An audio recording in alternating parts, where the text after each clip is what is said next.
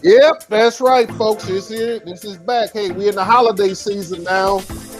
This is your man, Dolphins AD Moore. We're here on the corner. Pipe the music down a little bit. Still gonna keep a little in the background going as we get ready to dissect. The Texans went down to Hard Rock Stadium today, and really for the first half, I think they should have just stayed on the plane. They shouldn't have got. They probably shouldn't have left them go down to the. Probably shouldn't have left to go down to the stadium probably till the second half because they didn't show up the first half at all. They did not, and with let me put my guy up here.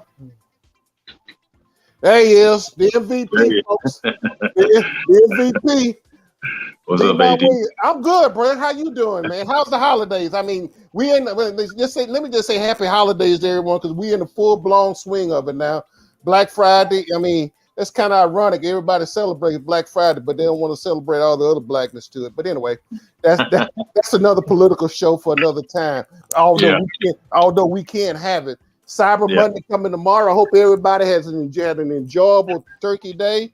And looked like the Texans went down to Hard Rock Stadium and became the turkey again today, man. 30-15, and this game was over with at halftime, Lemon. Hey, AD, the Texans look like that turkey I fried on Thursday. They was burnt.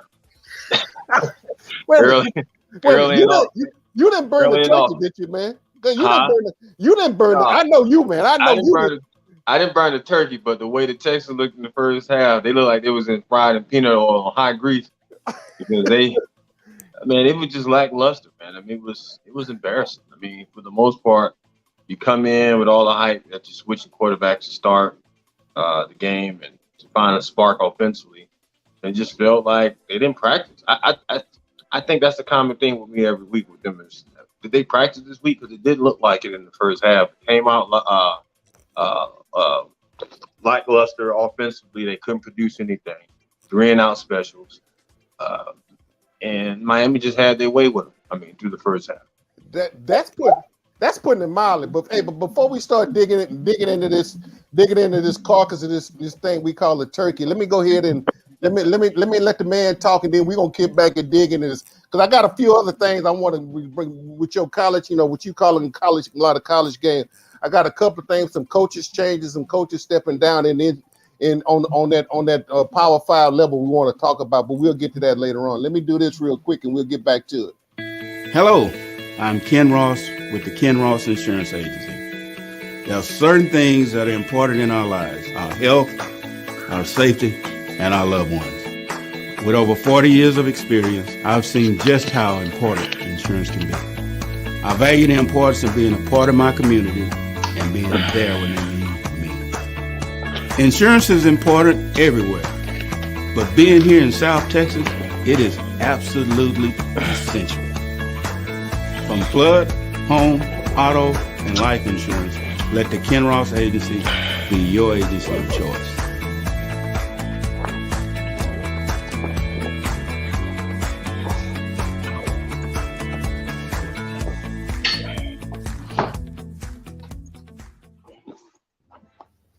That's right, folks. We're back and with the holiday season in full blown. I hope you got fully insured. If you're not, 281-235-5952. My man, the Ken Ross Agency for all your insurance needs. You name it. I mean, from a financial situation, property, name, health, you name it. Ken Ross, call him, give him a call, and tell him, and make sure you told him that AD told you to give him a call. And while I'm at it, folks, and encourage you. Those of y'all that I'm on, like I said, we on the AdMax Corner YouTube channel right now. We also on the Houston Roundball YouTube channel, and in about probably in about 20 minutes, Andy Yanez, Willie Gibson, and KG Chris Gardner will be cutting it up. Folks Talking Sports will be coming on that particular YouTube channel. But right now, I'll be the lead into it. And as the MVP and myself, we try to just figure out exactly what's going on with the Texans. Although we know this is a family show at the family time of the evening. We're gonna try to keep it at the family time. Texans lose today to the Miami Dolphins, 30-15. Texans are 1-9-1 for the season. And Lemont, they changed quarterbacks, and everybody made this big moderation. I mean, we knew it was coming, but I think the media didn't have anything else to do. And I'm part of that eating festive, that buzzer group that some folks might call that really, everybody kept saying, well, we know it's coming. Why don't you tell us? I mean, really, was there any difference in what happened today in the first half as opposed to what's been happening in the prior 8 games? No, not at all. I just thought that the Texans, I don't care who they put in quarterback position, AD. For me, it just feels like, how does it look? Are you prepared? Are you ready? Do you have your first 12, 15 plays scripted? Are you coming out motivated offensively? I get it. The Texans is probably going to be the number one team. I mean, the team leading to the number one draft pick. But they still have professional players. I mean, guys need to come out and look enthusiastic, like they're excited to be there. Move the football, win the battle up front. I mean, it just felt like at times, like they was in, a Division II school and playing against a Division I powerhouse team. I mean, it just felt like, it was giving up sacks. I mean, I want to say Miami had like 4 sacks in the first half. Five total. But the Texans, just to balance the conversation, the Texans got 5 sacks, but preponderance of those came in the second half. Yeah. In the second half, when Mike McDaniels, the Miami Dolphins head coach, invoked the Little League rule and pulled Tua out. He pulled Tyreek Hill out. He pulled Jalen Waddle out. And I'm gonna be candid with you. He Waddle, basically called the dogs, huh? Yeah, he called the dogs off. But the thing, what I thought might happen, didn't necessarily happen. I mean, it was bad enough, 30-0. But if you take away the one scoop, the fumble that the defense scored, and a couple others, the offense only scored 16 points. I mean, bad enough as it is. But the fact of the matter remains that Jalen Waddle and Tyreek Hill, I thought was just going to have a field day, and they both were targeted 10 times today. Waddle had 6 catches. Hill had 6 catches. I think Waddle had 5, or vice versa. But both of them came on. They had like 85 yards stolen for the day, and they really.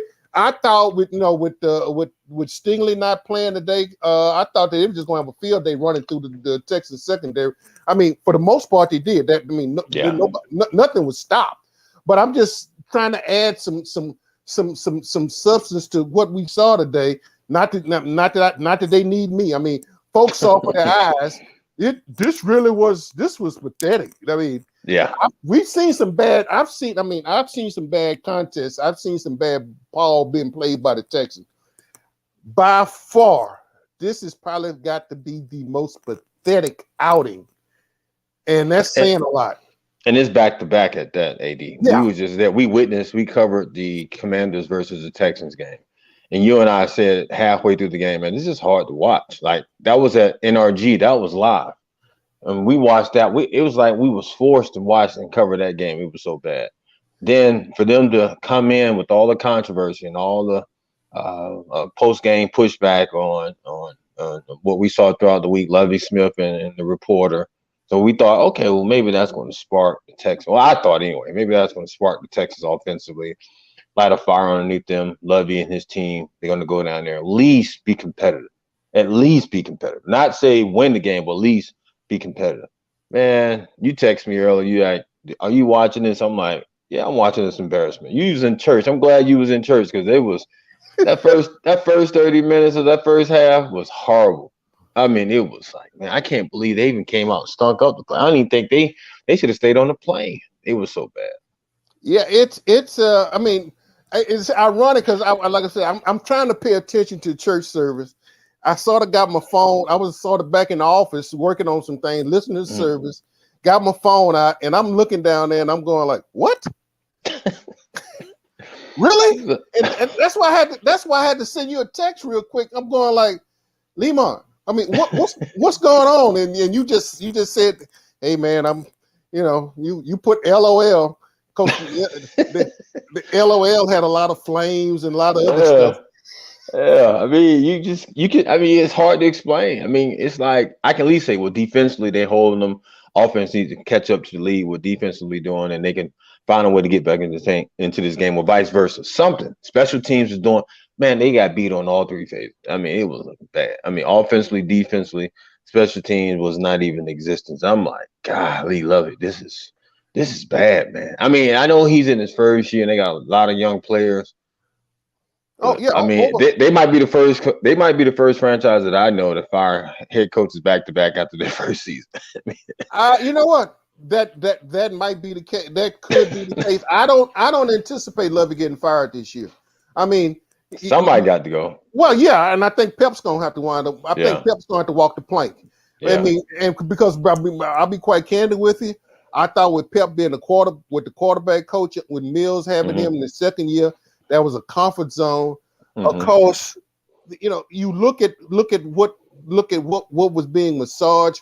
You look at the potential on, you know, you get tight ends. All right, I mean, there's no rhyme, there's no consistency, there's no rhyme and reason to their offense approach. I mean, you got. And I know some tight ends have been hurt, but that's why you got the other guys stepping up. There's no next man up with this team. I mean, it's almost at a point that and you know, like my man Larry Etienne Cedian said on the comments section, no team pride. I mean, you're right. The biggest demonstrative action I saw with the Texans today was Jerry Hughes kicked the hell out of McCullough. Yeah, and I saw that going to the commercial break. Yeah, I mean, and you know, and I can actually, you know, knowing Jerry, like I said, I don't know him real well, but knowing him and knowing the pride that he has approached this game with, and trying to show some professionalism, trying to go out there every snap, he's out there doing something. And today, after that, I mean, when I saw he destroyed that cooler, man, I'm going like, whoa. But at least somebody's showing something. Somebody's showing some snaps. Somebody's showing some chutzpah. They're going like, I'm tired of this. No, I'm tired of this noise. And you know the thing. You know, here's the thing about it. Lovey and you know, respect him. He's highly respected, and I know he's gonna come in there. He's gonna keep it even keel. He's not gonna throw his players under the bus. I don't expect him to throw his players under the bus. It'd be nice if he had players to throw under the bus. Let me just go ahead and just put it like it would be nice if he did have the players to throw under the bus, but he really doesn't. I mean, let's face it. You go down this roster, and is it 5 players that you want to protect? Do you have 5? Can you just give me 5 off the top that you want to protect right now? Number 1 would be Damian Pierce, DP. Yeah. I'm gonna start offense, I guess. DP. I was gonna see Brandon Cooks. Maybe the other wide receiver. Brandon Cooks don't even want to be here. I mean, I know that's what I'm like. It's hard. Nico Collins. I mean, I'm just throwing out names. That's a possibility. I'm a huge Atkins fan. Jared Atkins. But he fumbles too much. I mean, he fumbled today anyway. Jordan Atkins. I'm sorry. Jordan, yeah. Yeah. I mean, defensively, safeties. I mean, Petrie and Owens. I mean, they lead the team. They lead the team in tackles every week. Yeah. I mean, I think that that's 5 right there. Yeah, that's 5. Maybe I should have bumped it up. Maybe I should have put over and under at 8. But you know, what I was surprised at today was by switching quarterbacks, would you come back with a different approach? What I saw the approach today was the fact that they didn't show up till the second half, and they put Tua on the bench, but the Dolphins lost a big Tyron the big tackle Anderson. I mean Tyrod Armstead lost him with a pectoral injury, and that was a big fine. So the question now becomes, from a Miami standpoint, what does Tyrod Armstead with a pectoral, and how long will he be out? Is he out for the rest of the season? What does this do? What does this do for the from the Texans? I mean from the Dolphins standpoint, because he's supposed to have Tua's back door, and so that's going to be interesting moving forward. Whereas, how does that affect the Miami Dolphins? And you know, it's interesting. But you know, hey, but before we get there, you know, Oh man, it's horrible, player. It is really horrible. Let's It's have bad, another. bro. Yeah, let's have another quick and let me get another announcement from our for Mr. Ross, and then I got some other things I want to really dig into, and utilizing your college game experience and everything. Okay. Hello, I'm Ken Ross with the Ken Ross Insurance Agency. There are certain things that are important in our lives: our health, our safety, and our loved ones. With over 40 years of experience, I've seen just how important insurance can be. I value the importance of being a part of my community and being there when they need me. Insurance is important everywhere, but being here in South Texas, it is absolutely essential. From flood, home, auto, and life insurance, let the Ken Ross Agency be your agency of choice.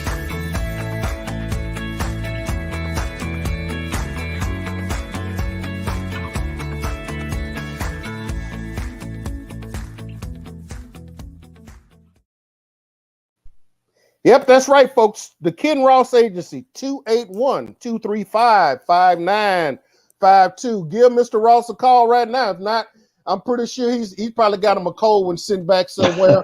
He's sitting in his office, got his feet popped up. If he don't get to you tonight, he'll get to you tomorrow. But yeah, please, by all means, and tell him AD gave you a call, suggested I give you a call. Also, if you're out here looking and waiting on the Houston Roundball Network or YouTube channel, if you hadn't subscribed, please subscribe. If you're on the AdMax Corner Roundball, AdMax Corner YouTube channel, if you have not subscribed, go ahead and hit the subscribe button, folks. Like I said, we appreciate it. We building it. We building it for you all and for your entertainment. But and as we stated earlier, it's kind of hard. Looking at this game today reminded me of Thursday when I was cutting the turkey. We had gotten the turkey and I had cut it up, and all I have left for Lima was that carcass in my hand, and and just a little meat. And and I was sort of sitting there as I'm carving. I done got everything put on the platter. Got the white meat, the dog meat, the legs, and I'm looking down at this carcass. And I asked somebody, did they want the carcass? I asked, because some folks would take their carcass and make soup out of it. And I asked them and say, anybody wanted this turkey and this turkey carcass? And they said, no, it might be a Texan. So I'm not. I'm sorry, folks. That was a bad joke. I had to let that one go. But it's just that bad. It was just so frustrating today, particularly in the first half, and to see that the Little League rule was invoked, at least as far as the Miami Dolphins were concerned. When they pulled Tua out and really basically put the wide receivers on the bench, and they ran the second team. I mean, and you really can't run a full second team, because they only dress 45 on Sundays, man. So as much as you can, but they went back and it was interesting during the broadcast how they was talking about Skylar, the backup quarterback, Skylar Thompson, how he said, hey, man, this is a golden opportunity because, even in practice, you don't get this type of reps in practice. Because now you actually playing a full, you got a live opponent out there. And I underline that word live opponent out there because the Texans, they showed some chutzpah, showed some heart, showed what a little bit of character, but it's I mean, in the second half, it was a game of two cities, and I'll be candid with you. When the Texans started scoring, and they went for two, scored again, went for two, failed both times, and then kicked the field goal to come up with get the 15. I did not once, and I think Mike McDaniel felt like it was in threat of anything of losing that ball game today. I didn't think so. Not in no time in the second half, Lemar. Nah, they had pretty much controlled the game from the first quarter on. I mean, it just felt like they called the dogs off. I mean, they wasn't even sending a lot of pressure that they was doing in the first half. So for the most part, you can tell they were playing vanilla football in the second half, which gave Texans a pulse. They gave them a pulse. Make sure that they was alive. They wasn't DOA on arrival. They wasn't dead on arrival when you got to the stadium. I mean, they was dead on arrival after the first quarter, but they showed some life. They came back to life, and they built a little momentum, but it wasn't enough. You can tell they didn't have enough manpower and enough quality impact players and get back into the game. And the hope is, and this is what I'm thinking, AD, the hope is that they can start building from here up. When I mean that, getting a good nucleus of young players, start looking at the draft. I was listening to the local radio, and they was talking about how many picks the general manager has. I think he has like 10. So he's starting to look at some of the young players. So maybe, I mean, it could be like the Astros. I mean, remember the Astros a couple years ago them was on the bottom. Back to back 100 loss season, 100 plus loss. Yeah. The Bo Porter years. Yeah, the Bo Porter years. So maybe another 2, because the way things work now in the NFL, maybe another 2, maybe 3 years, we can be sitting here and talking about Texas in the thick of things and contending for a Super Bowl, because they definitely need a quarterback. I mean, it's either going to be Bryce Young out of Alabama, or it's going to be maybe C.J. Stroud. It depends on how they, the analysts breaks those draft picks down. But they're going to definitely need a quarterback, and it's going to start at this draft. I'm glad you brought those 2 young men names up. How about the kid at SC? Is he a red shirt? I mean, Clayton, the one at SC? Because to me, I mean, of the 3, right? And Bryce Young, I mean, he's 5'9", 5'10". I mean, they'll probably measure him out at 5'9 3/4, and I mean, he's shown all the capabilities. But I'm looked at the kid from SC last night, man, and I'm going like, you talking about Caleb Williams? Caleb Williams, yeah. Yeah, I believe that he's either a grad student transfer or he's a senior. Well, he came from Oklahoma. So the question becomes, I mean, should he not be in the mix? Well, he's definitely in the mix. He's definitely in the Heisman mix as well. So without a doubt, Heisman mix. Yeah. Speaking of colleges, man, and so forth, David Shaw stepped down at Stanford. Yeah. Are you surprised at that? No, I think David Shaw is smart enough to know he didn't warrant his welcome at his alma mater. He done everything he needs to do there. It was either he stepped down or he was going to terminate him. So they probably let him go out with his head high. Yesterday, it just was enough for Stanford to be top tier academia school, and for them to have the success that they had under Andrew Luck, under Coach Shaw, and and all of a sudden now they just flatline as a program. It's time for a new face, time for a new voice at the head coach's position. And it takes a mature coach to understand I've done everything I've done here. It's time for me to step down. I'm not surprised with that at all. You know what's interesting about that, Lemon? I remember several years back at the Johnny Cochran Awards. Every year they award coaches.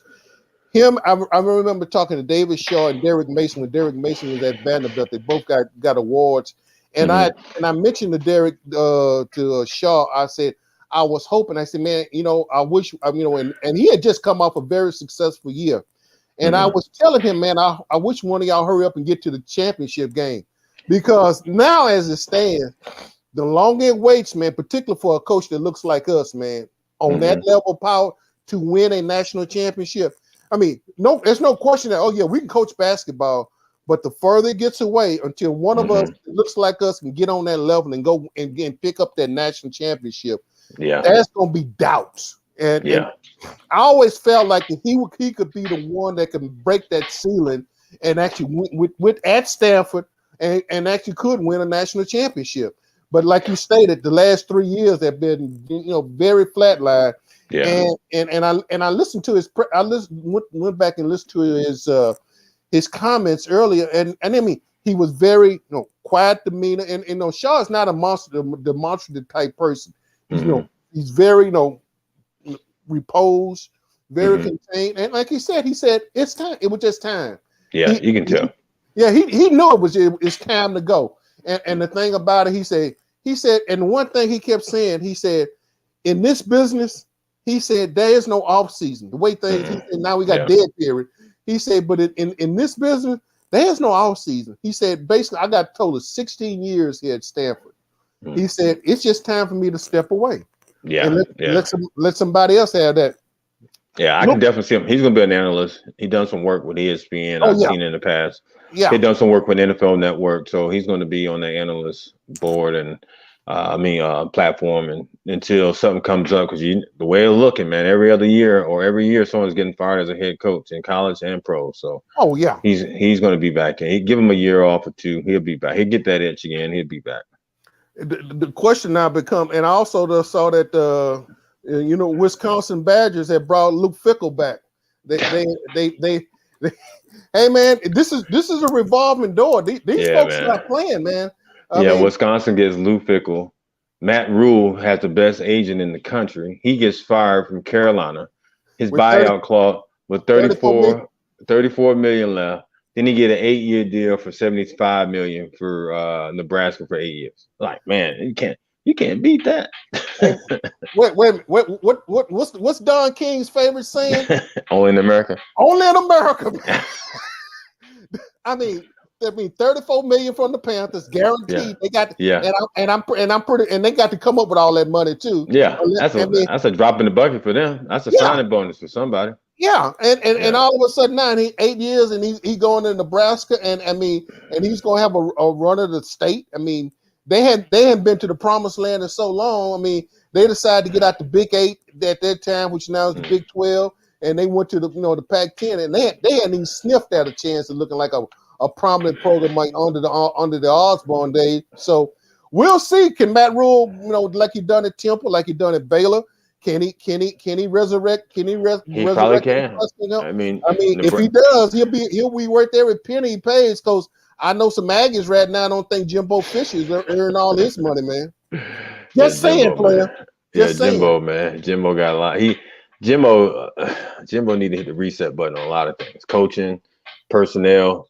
It's just recruiting. He just transitioned a lot of that stuff he was doing. Florida State to College Station is not working for him right now. No, and I think one of the things he's going to do, Jimbo he's going to have to find somebody to be his offensive coordinator. Yeah, that's what I'm saying. He's going to have to hit the reset button on. He's going to have to either play CEO like Nick Saban, stand over above and watch everybody else. He delegates, or he's gonna have to go find him another gig somewhere, because A&M ain't gonna cut for that for too long. Well, I mean, A&M not ready to pay off all that money, man. I mean, well, I know. Yeah, they had 86 million buyout, something like that. Yeah, I mean, what's a couple of million with Aggies? They probably got about. Yeah, even for the Aggies, man, that's a heck of a buyout. I mean, and let's face it, I mean, do you think the folks at Michigan State is having a buyer's remorse right now with their program?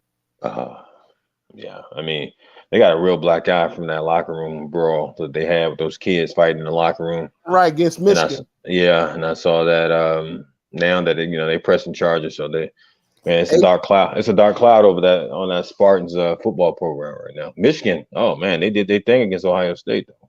Hey man, look here, I will be quite candid with you. I thought it would have been a close game, but I mean, can some kind of way can Nick recruit that whole offensive line from Michigan, or either take one or two, take the guards? I mean, take something and transpose them over. I mean, not that they say these kids gonna be any better. I mean, they got to learn. Well, I tell you what's gonna happen. He's just gonna have to bring Jim Harbaugh down from Michigan, and that'll solve all the problems. That means Lovey got to go. I told you earlier, I think the Texans might be the first franchise that fire back-to-back coaches after the first year. African-American coaches at that. I'd be surprised. I know Pep is gone, but I'd be surprised if Lovey stays. I'd be surprised if Lovey stays, because at this point, Nick's going to have to clean house in order for him to be able to shine as a GM. Well, I mean, come on. Nick done turned his roster over half. I mean, the nominal NFL roster turns over at least 25 to 35% every year. Nick done turned his roster over, over 50%. He's already turned his roster over 50%, Lemon. He done turned, I mean, this is 2 years running. He's turned his roster over. He's got a smorgasbord of draft picks. I mean, are we saying that the Patriots way only works for the Patriots? Are we saying that Are we saying that Belichick is probably the better evaluator of talent far as the Patriots is concerned? Yes, but that thing does not translate anywhere else. I don't think so. You can look at the Las Vegas Raiders, their coaching staff. Look at the guy that was there at Detroit when he had a chance, the pencil in his ear. He didn't do well. look at the GMs. You know, the GM, and this is just my personal opinion. I just look at the GMs that branches from that Belichick tree that don't seem like they know what they're doing when they get in their own situation. That's just my run. Yeah, I mean, and let's face it, that's and far as the Raiders were concerned, that's his second go round, man. I mean, that's his second. I mean, this second one an opportunity. So we'll see. I mean, now as we get ready to wrap this puppy up, man. Deshaun Watson. That's supposed to be a Deshaun Watson sighting this coming Sunday. Yeah, it's gonna be a good week. Am I correct? Yeah, this is Deshaun Watson week. He gonna get his thing off on the Texans. The way the Texans looking defensively, can't stop the run. He's a dual threat quarterback machine. This is the best time for him to get payback and also to get back in the swing of things and kind of help the Browns for the second half of their season, because we already know that stadium is going to be on fire. I mean, good or bad, if you're a Deshaun fan, there's still a lot of Deshaun fans out here in Houston. Oh yeah, without a doubt. I mean, because he was the franchise quarterback that Rick Smith left him. I mean, the one thing Rick Smith, I mean, whatever you might say, Rick Smith left the Texans with a franchise quarterback. Yeah. Now they did not fumbled the ball. He fumbled personally. He fumbled the ball, but the Texans had a franchise quarterback. Yeah, they had a franchise quarterback, and now we back at square one again, trying to come back with another franchise quarterback. So it's going to be seen. I mean, you're right. I'm hoping that nobody else jumps out the woodwork with another lawsuit between now and then, or with another injunction. But that's a horse for a different state.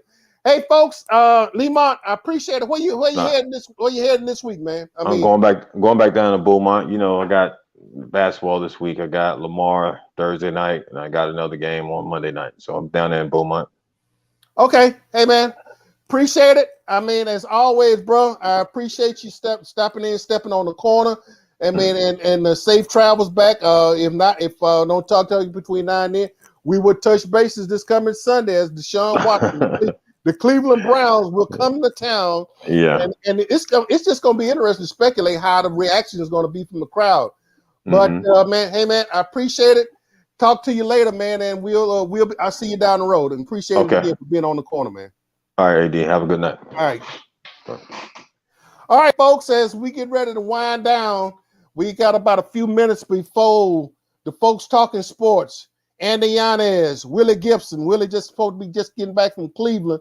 I don't know, today. I mean, I'm not sure if Willie they need to give him a transfusion after watching the game in Columbus yesterday. Watch out, the Michigan Wolverines just trumped the Ohio State Buckeyes. And KG, Chris Gardner, would take over in about a couple of minutes, in about 2 minutes and about 2 minutes and a few seconds, will take over on the Houston Roundball Review YouTube channel. And as I stated, folks, if you have not subscribed to that, please subscribe. If you have not subscribed to the AdMax Corner YouTube channel, please subscribe. And again, let me just wish everybody, as you go through this holiday season, be safe, be kind to each other. Let's show some humanity and some humility toward one another. Let's understand the reason for the season as we get ready to go into this Christmas season. It's not about how much you're going to spend on Cyber Monday or how much you're going to spend at Black Friday. The reason for the season is a gift that's given for us eternal life. I'm not preaching. I'm just saying that's my belief. And I have the right as my editorial control over this site to say it. So as we move to the close, watch the little ones. I know that you have not gotten your flu shot, pneumonia shot, your COVID-19 boosters. Please get them. The hospitals have been fully with the youth, the young and old, with respiratory issues. Please protect each other. With the weather supposed to be a little warm, but we're getting ready to go back into the hot session again. So without further ado, this is your man, Adolphus A.D. Moore, wishing you, hey, nothing but the best during this holiday season. See you next week. And peace, ciao, and I'm out. And get ready for Gardner, folks talking sports, Yanez, Gardner, Gibson, and I'll see you on the other side, folks. Take care, and I'm out.